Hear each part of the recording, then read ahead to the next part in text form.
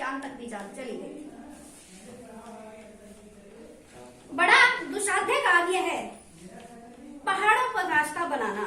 पहले डायनामाइट से चट्टानों को उड़ा दिया जाता है, फिर बड़े बड़े पत्थरों को तोड़ मोड़ कर एक आकार के छोटे छोटे पत्थरों में बदला जाता है, फिर बड़े से जाले में इन्हें लंबी पट्टी की तरह बिठाकर कटे हुए रास्तों पर बाड़ों की तरह लगाया जाता है। जहाशी चूक और सीधा पाताल प्रवेश।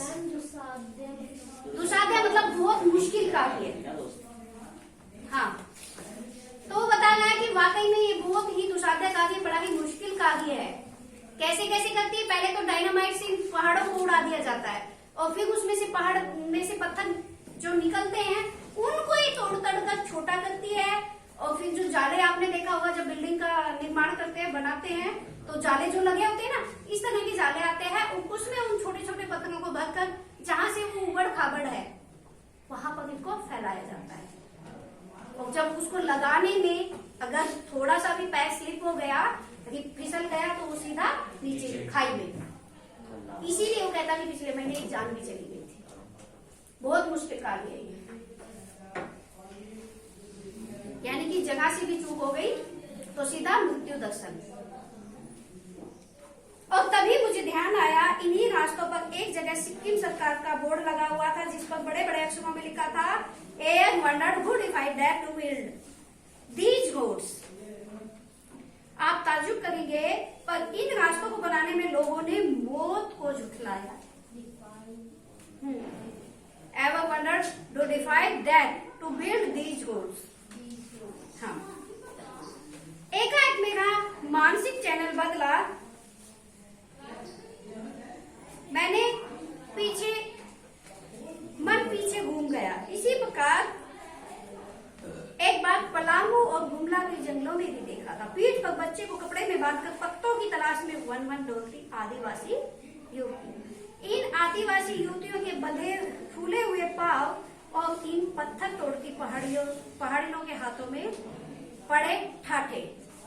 ठाठे क्या होता है? यहाँ पर जो गांठें पड़ जाती है, छाले नहीं गांठें पड़ जाती है। बेटा डेली काम करते हैं ना, पहले दिन तो चलो छाले भी पड़ जाते हैं वो फिर फूट जाते हैं, लेकिन जब डेली काम करते हैं तो यहाँ पर गांठें जैसी पड़ जाती है कुछ। हाँ, टाइट हो जाता, बहुत रफ हाथ हो जाते हैं, उसको कहते हैं ठाठे। हाँ, तो बताती है कि मैंने एक बार पहले भी देखा था कि पीठ पर बच्चों को बांधकर वन वन घूमती थी आदिवासी युवतियां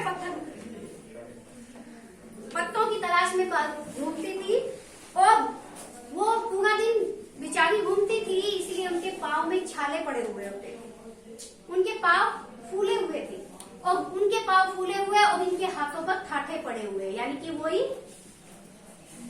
गांठें जैसी पड़ी हुई है हाथों में। दोनों एक ही कहानी कह रहे थे कि आम जिंदगियों की कहानी हर जगह एक सी है कि सारी मलाई एक तरफ, सारे आंसू, अभाव, यातना और वंचना एक तरफ। अभाव है उनके साथ, इसीलिए तो वो इतनी यातना सह रही है। गरीब युवतियां हैं, गरीब पहाड़िने हैं, अभाव के कारण ही वो अपने बच्चों तक को भी अपने साथ ले रखती है धूप गर्मी में, और तब वो इतनी मेहनत कर रही है। तो वो कह रही है कि सारी मलाई एक तरफ, मलाई मतलब सारे सुख एक तरफ, और इनकी अभाव भरी जिंदगी एक तरफ। और तभी मेरी सह यात्री मणि और जितेन मुझे खोजते खोजते वहां तक आ गए थे। मुझे गमगीन देख जितेन कहने लगा, मैडम ये मेरे देश की आम जनता है, इन्हें तो आप कहीं भी देख लेंगी, आप इन्हें नहीं पहाड़ों की सुंदरता को देखिए, जिसको देखने के लिए आपने इतने पैसे खर्च किए। हाँ, क्योंकि ये मेरे देश की आम जनता जो ये मेहनत कर रही है, लोग पता नहीं कितनी मेहनत करके अपने बच्चों को पाल रहे हैं, अपना घर चला रहे हैं, अपना घर बसा रहे हैं। तो कह रहे ये तो हमारी देश की आम जनता है, यानी कि ये आम बात है। हाँ, ये तो आप हर जगह देख पाएंगे, यानी कि ये ऐसी जनता तो आपको हर जगह मिलेगी। लेकिन आप इन खूबसूरत पहाड़ों का जायजा लीजिए जिनके लिए आप इतना खर्चा करके आए, इतने पैसे खर्च किए।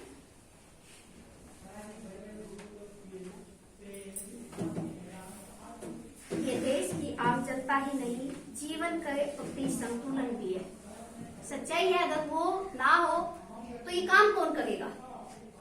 इसलिए जीवन का संतुलन बनाए रखने के लिए ये काम भी जरूरी है।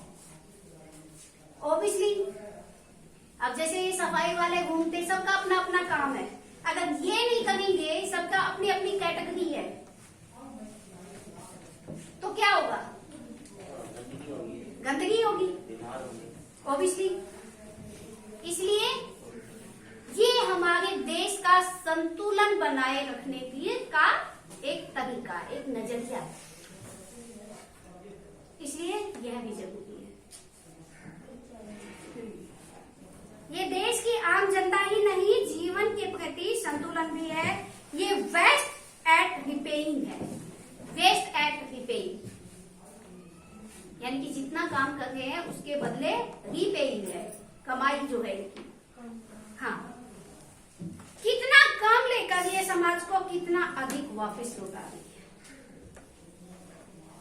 कम लेकर उनको मेहनताना थोड़ा बहुत कुछ मिलता होगा, लेकिन ये देश को लौटा कितना रही है, ज्यादा ही लौटा रही है, क्योंकि ऑब्वियसली ये अपनी जान को हथेली पर रखकर वो काम कर रही है, क्योंकि ये बहुत ज्यादा रिस्की काम है, बड़ा ही दुसाध्य कार्य है।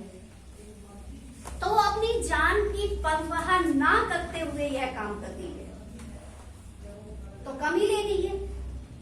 उनकी जान की कीमत क्या, बस वो मेहनता नहीं है, और ऊपर से अपने बच्चों को साथ लेकर काम कर रही है, क्योंकि घर में कोई संभालने वाला नहीं है, इसलिए बच्चों को भी अपनी पीठ पर डोकों में बांधा हुआ है, किसी टोकरी में बांधा हुआ है, और उनके साथ में वो काम कर रही है, जबकि उनको पता है कि वहां पर जगह से भी भूल होगी तो उनकी जान तक को भी खतरा है।